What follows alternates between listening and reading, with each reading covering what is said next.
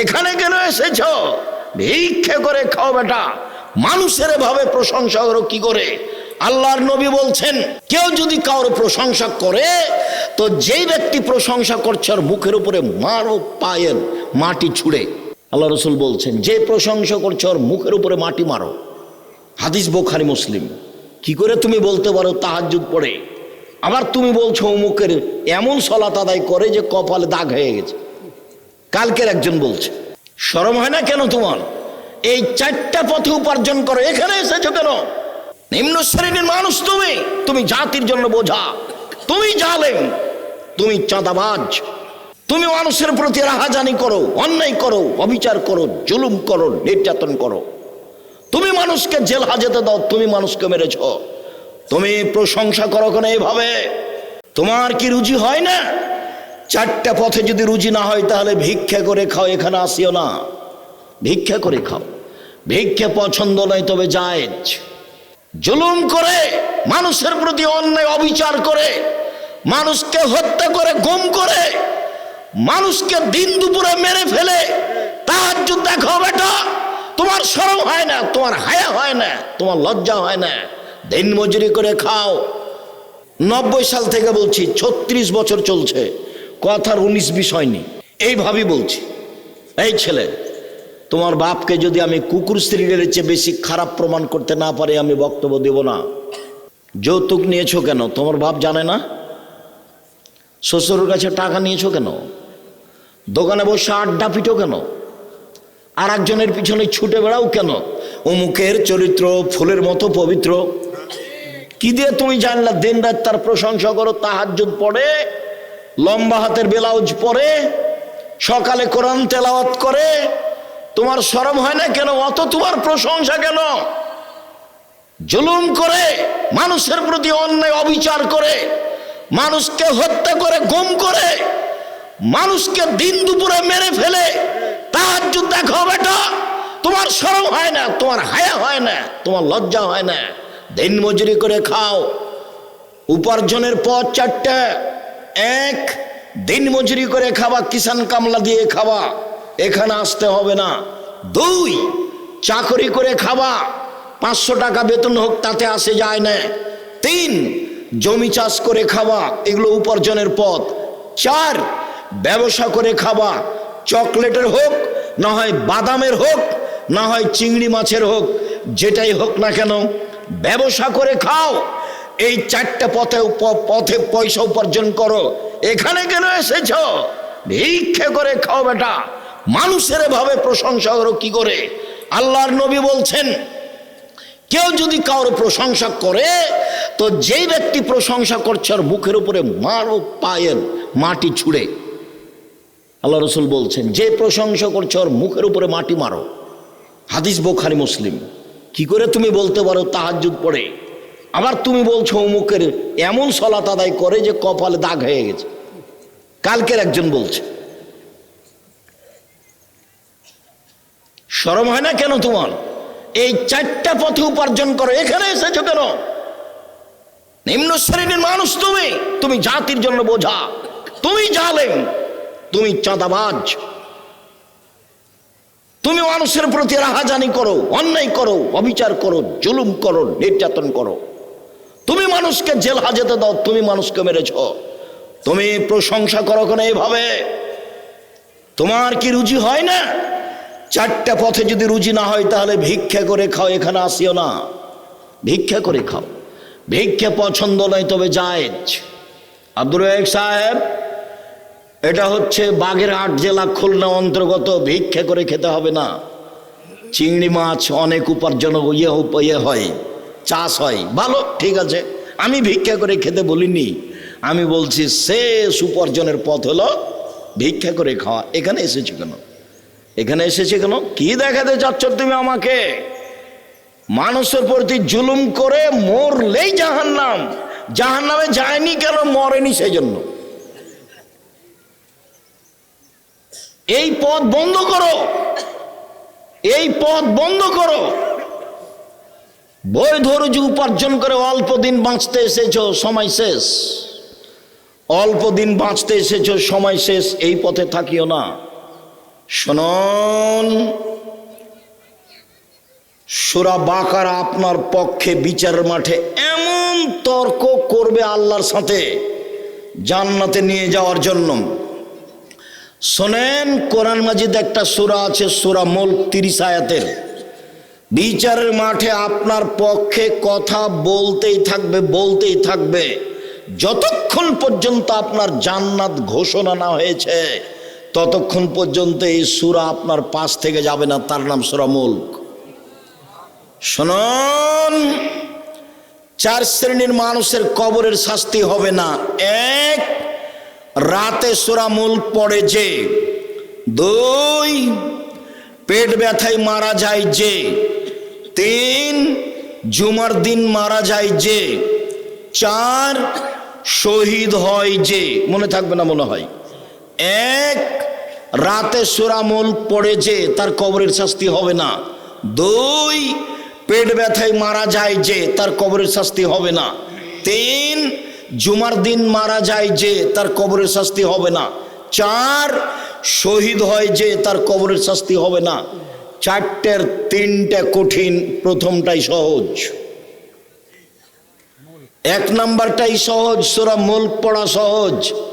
বাকি জুমার দিন মারা যাব কিনা আমি জানি না। যে লোকটা ক্যান্সারে পেট ব্যথায় মারা গেল, এটা আসলে সেইটা কিনা আল্লাহ ভালো জানে। শহীদ, সত্য শহীদ কি হুতাশে শহীদ কে জানে। সাইয়্যিদুশ শুহাদায়ে হামজা বিন আব্দুল মুত্তালিব। পৃথিবীর মানুষ শুনে রেখো, মুহাম্মদ সাল্লাল্লাহু আলাইহি সাল্লাম বলেন, পৃথিবীর সবচেয়ে সর্দার দামি শহীদ হামজা বিন আব্দুল মুত্তালিব। আব্দুল মুত্তালিবের ছেলে হামজা রাদিয়াল্লাহু তাআলা যিনি ওহদের যুদ্ধে শহীদ হয়েছেন। শহীদ মিনার তৈরি করলে হামজার করতাম। আমি আব্দুর রাজ্জাক বিন ইউসুফ বলে যাচ্ছি, আমি তোমাকে শিক্ষিত মানুষ মনে করিনি। তোমার শিক্ষক আমি শিক্ষিত মানুষ মনে করিনি। তুমি তোমার শিক্ষক, দিন রাত তুমি ঠাকুরের গান বলা, আমি তোমাকে কি দিয়ে শিক্ষিত মানুষ বলবো? ঠাকুর বাঙালিদের শত্রু, ঠাকুর ভারত বাংলাদেশ পাকিস্তানের শত্রু, ঠাকুর জাতির শত্রু, ঠাকুর ঢাকা বিশ্ববিদ্যালয়ের শত্রু, ঠাকুর মুসলমানের শত্রু। ভারত বাংলাদেশ পাকিস্তানের মুসলমান যখন ইংরেজের হাতে নির্যাতিত, তখন ঠাকুর লন্ডনে মুচ পাকায়। সেই ঠাকুরের গান আমার ছেলে মেয়ে বলবে, প্রত্যেক দিন ঘুম থেকে উঠে বলবে, ও কালিমা তোমার আকাশ, ও কালিমা তোমার বাতাস। আমি বলিনি, আমার ছেলে মেয়ে বলেনি, দেহে শ্বাস থাকাকালীন বলবো না তুমি কাপুরুষ, তোমার বাপ কাপুরুষ, তোমার জাতি কাপুরুষ। এ দেশে 18 কোটি মানুষ বসবাস করে, কেউ একটা এমন একটা ছেলে জন্ম দিল না যার ছেলে একটা গান বলবে মুসলমান হিসাবে, তার গানটা বাঙালিরা বলবে।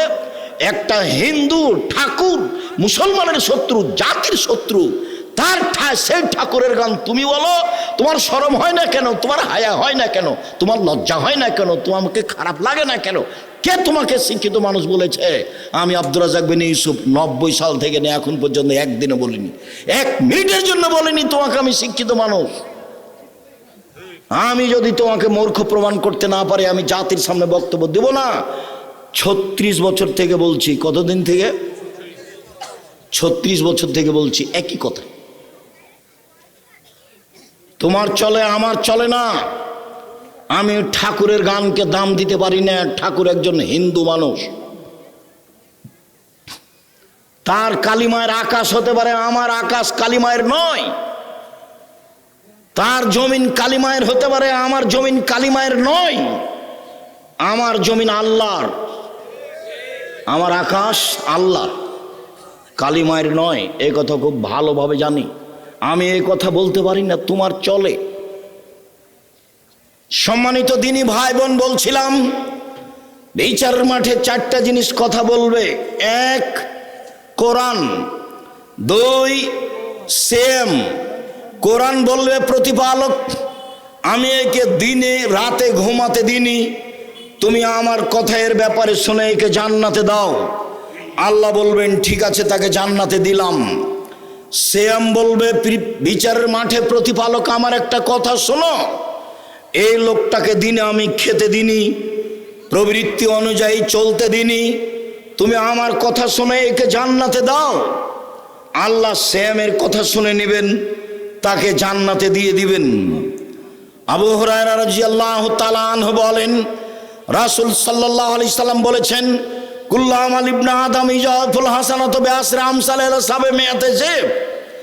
আদম সন্তানের সব নেকি 10 থেকে 700, আরো বেশি আরো বেশি। আদম সন্তানের সব নেকি 10 থেকে 700, আরো বেশি আরো বেশি। আল্লাহ তাআলা বলেন, পৃথিবীর মানুষ শুনে রেখো, তবে শ্যাম আমার ব্যাপার প্রতিদান আমি দিব। শ্যাম আমার ব্যাপার প্রতিদান আমি দিব। আমার কারণে দুইটা জিনিস ত্যাগ করেছে, 1 প্রবৃত্তি, 2 খাদ্য। সম্মানিত দিনী ভাই বোন, খাদ্য সবাই ত্যাগ করতে পারে, বৃদ্ধ মানুষ পারে, বাচ্চাও পারে। প্রবৃত্তি কি জিনিস যা মানুষ ত্যাগ করতে পারে না? আল্লাহ বলছেন আমি নিজ হাতে প্রতিদান দিব। এই জন্য যে প্রবৃত্তি কেউ মানেনি। প্রবৃত্তি কি জিনিস? ঘুম থেকে উঠে মনটা চাচ্ছে দাড়ি চেঁচে বাড়ির বাইরে যায়, এর নাম প্রবৃত্তি। মনটা চাচ্ছে প্যান্টটা টাকনুর নিচে থাক, এর নাম প্রবৃত্তি। মনটা চাচ্ছে দোকানে বসে 5 জন মিলে অমুকের বদনাম করি, তার নাম প্রবৃত্তি। মনটা চাচ্ছে মিথ্যা কথা বলে তাকে পরাজয় করব, তার নাম প্রবৃত্তি। জুয়াচুরি, দাগাবাজি, চাঁদাবাজি।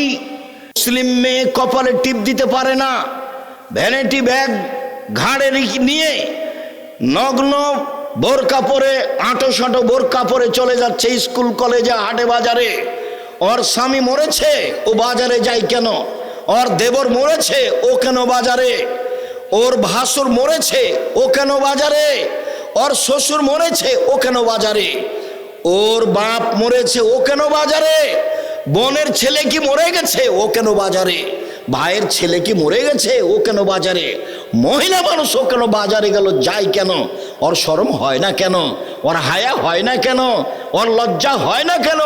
ওর শরম হয় না কেন? ও বাজারে যায় কেন? যাবে কেন? ওর কি কেউ নেই? ও কি একাই পৃথিবীতে? সব কিছু কি মেরে খেয়েছে? যাবে কেন? ওর বাপের স্বভাব খারাপ, এই জন্য যায়। ওর স্বামী নিম্ন। রাসূল সাল্লাল্লাহু আলাইহি ওয়াসাল্লাম বলেন, হুজিবাতিন নার বিশাওয়াত হুজিবাতিল জান্নাত বিল মাকারিহি। কষ্ট ক্লেশ দিয়ে, নিয়ম নীতি দিয়ে জান্নাত ঘেরা আছে, মনের ইচ্ছা দিয়ে জাহান্নাম ঘেরা আছে। মন মতো চলে যারা জাহান্নামে যাবে তারা, ইচ্ছা মতো চলে যারা জাহান্নামে যাবে তারা, প্রবৃত্তি মানে যারা জাহান্নামে যাবে তারা, মন মতো চলে যারা জাহান্নামে যাবে তারা, ইচ্ছা মতো চলে যারা জাহান্নামে যাবে তারা, প্রবৃত্তি মানে যারা জাহান্নামে যাবে তারা। আল্লাহ তাআলা বলেন হাদিসে কুদসি, পৃথিবীর মানুষ শুনে রেখো, আমি সিয়ামের প্রতিদান দিব নিজে হাতে। আল্লাহ বলছেন আমি সিয়ামের প্রতিদান নিজে হাতে দিব 2টা কারণে।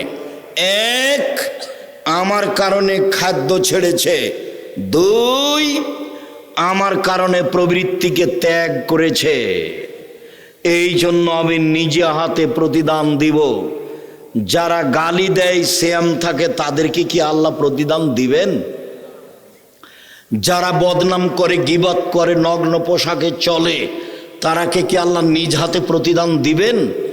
প্রতিদানের আশাই, আল্লাহর হাতে হাতে প্রতিদানের আশাই মুখখান বন্ধ করে সমাজের একেবারে সাধারণ মানুষ হয়ে জীবিকা নির্বাহ করার চেষ্টা করুন। সম্মানিত দিনী ভাই বোন, ইবাদতের জগতে সবচেয়ে দামি ইবাদত সিয়াম। সংক্ষিপ্তভাবে বলি, মুহররমের সিয়াম, ফরজ সিয়ামের পরে সবচেয়ে দামি সিয়াম হলো মুহররমের সিয়াম। আল্লাহর নবী মদিনায় গেলেন, দেখলেন মদিনার মানুষেরা সিয়াম আছে। আল্লাহর নবী বললেন, মদিনার ইহুদি, তোমরা এই দিনে সিয়াম থাকো কেন? মদিনার লোকেরা বললেন, আপনি জানেন না এই দিন তো বড় দিন। এই দিনে মুহররমের 10 তারিখে আল্লাহ ফেরাউনকে সদল বলে ডুবিয়ে দিয়েছেন, মূসা আলাইহিস সালামকে সদল বলে বাঁচিয়ে দিয়েছেন। এই কারণে মুসা আলাইহিস সালাম আল্লাহর শুকরিয়া আদায় করেছিলেন, আল্লাহ এই মুহররমের 10 তারিখে তুমি এত বড় ক্ষমতাধর যে আল্লাহ বলে দাবি করে তাকে তুমি এইভাবে একেবারে আশ্রয়হীন করে পানিতে ডুবিয়ে দিলে আমি তোমার কি শুকরিয়া আদায় করতে পারি। আমি এই দিনে সিয়াম থেকে গেলাম তোমার শুকরিয়ার আশায়। আমাদের নবী বললেন, শোনো ইহুদিরা, আমি মুহাম্মদ সাল্লাল্লাহু আলাইহি সাল্লাম শুকরিয়া আদায়ে আল্লাহর তোমাদের চেয়ে বেশি হকদার। আমি মুহররমের 10 তারিখে সিয়াম থাকলাম, সাহাবীগণ তোমরাও থাকো। বলার সাথে সাথে সাহাবীগণ একবারে রিরি করে উঠলেন, বলেন কি আপনি দিন রাত আপনি বলছেন ইহুদিদের বিরোধিতা করতে হবে, খ্রিস্টানের বিরোধিতা করতে হবে, এইটা হলো তাদের বড় দিন, আমরা এই দিনে কি করে সিয়াম থাকতে পারি? আমরা তো তা সিয়াম থাকতে পারি না, তাহলে তো তাদের অনুকূলে হয়ে গেল।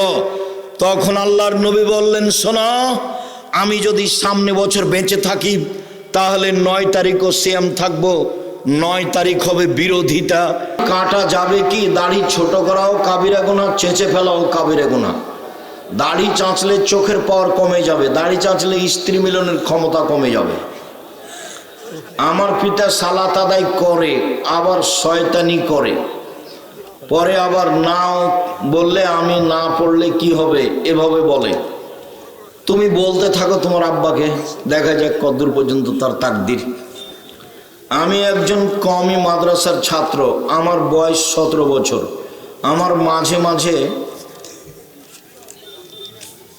মাতে ঘুমন্ত অবস্থায় হঠাৎ ঘুম ভেঙে যায় আর খুব ভয় লাগে মৃত্যু সম্পর্কে। তুমি ওই সূরা বাকারার শেষ 2 আয়াত পড়বে আর আয়াতুল কুরসি, আর ইখলাস ফালাক নাস পড়ে শেষ হলে এভাবে হাতে থুথু দিয়ে মুখের উপর দিয়ে ধরে পা পর্যন্ত নিয়ে যাওয়া, যতদূর চলে 3 বার।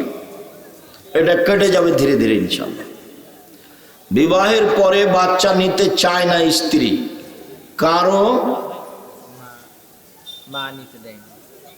কারো নিতেও কি জানতে চায়? ও না, স্ত্রী নিতে চায় না, এটা তো বাচ্চা নিতে চায় না, এটা তোমারও বোকামি তোমার স্ত্রীরও বোকামি। বাচ্চাকে নিজ গতিতে আসতে দাও, তাকদীর নিজের উপরে চাপিয়ে নিও না। আল্লাহ লিখেছে, আল্লাহর উপরে ভরসা করো। এইভাবে 2 দিন বাঁচতে এসে এইসব বোকামি করে বাঁচার সুযোগ নেই। স্ত্রী বিবাহের পরে বাচ্চা নিতে চায় কিন্তু স্ত্রীর মা নিতে দেয় না। ওর স্ত্রীর মায়ের মাতাব্বরি কেন তোমাদের সংসারে? ওর মাতাব্বরি করে এখানে, ও তো আল্লাহ হারিয়েছে, তুমিও হারাবা। ছেলে বড় হয়েছে কিন্তু কোনো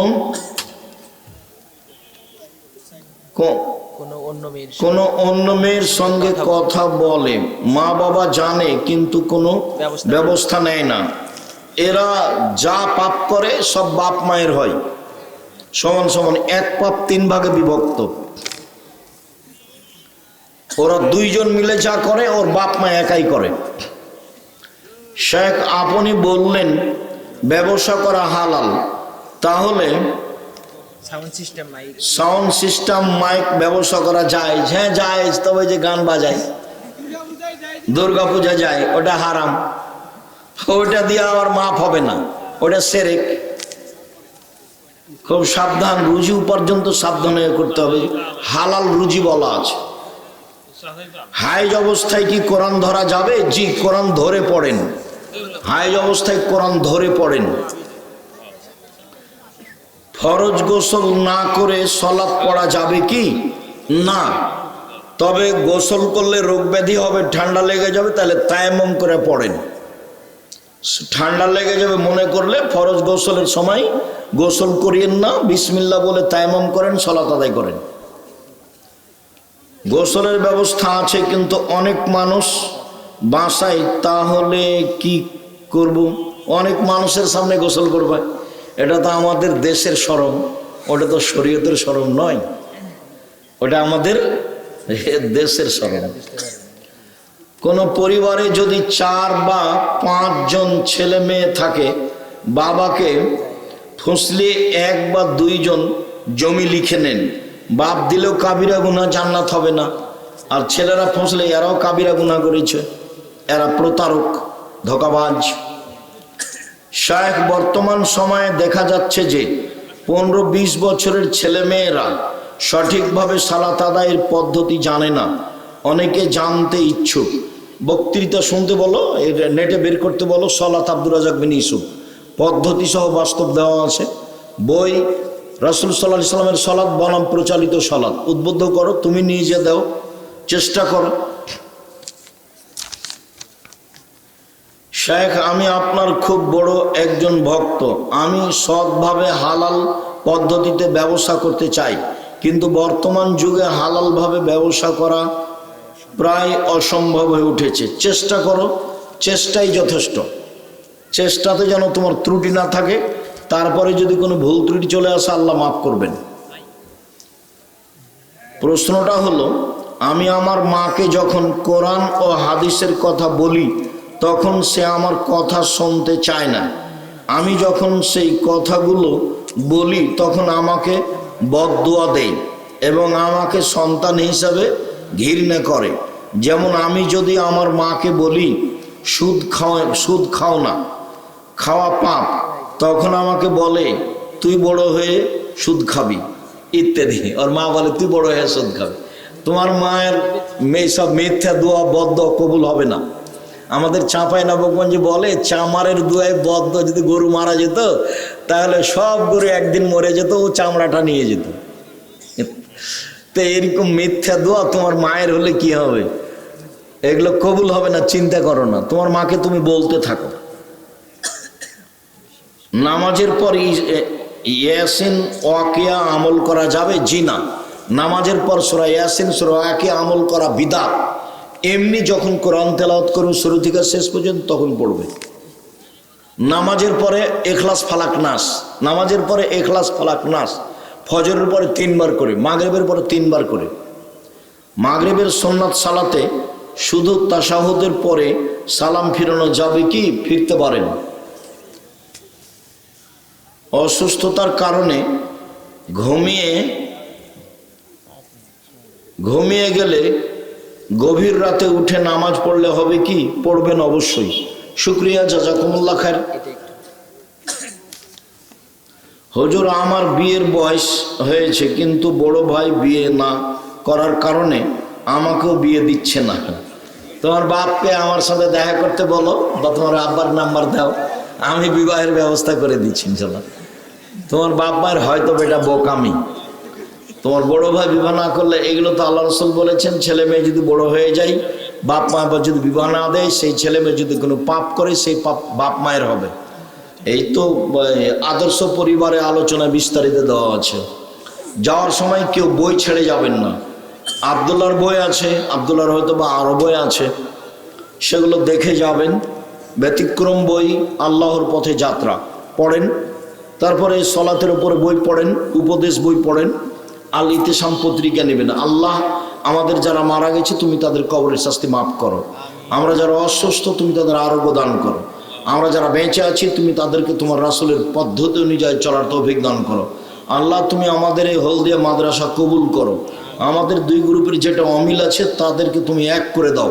আমি বলে যাচ্ছি, আপনারা উভয়ই জামিয়া সালাফি রাজশাহী আসেন। আমরা ব্যবস্থাটা দেখে আপনাদের যেটা সহজ হবে সেটা আমরা করার চেষ্টা করবো ইনশাআল্লাহ। আল্লাহ, তুমি এটা কবুল করো। এই প্রতিষ্ঠানটাকে কিয়ামত পর্যন্ত কবুল করো। কোনো ভুল ত্রুটি থাকলে তুমি মাফ করো। তুমি জামিয়া সালাফে কবুল করো, আমাদের খিদমত কবুল করো।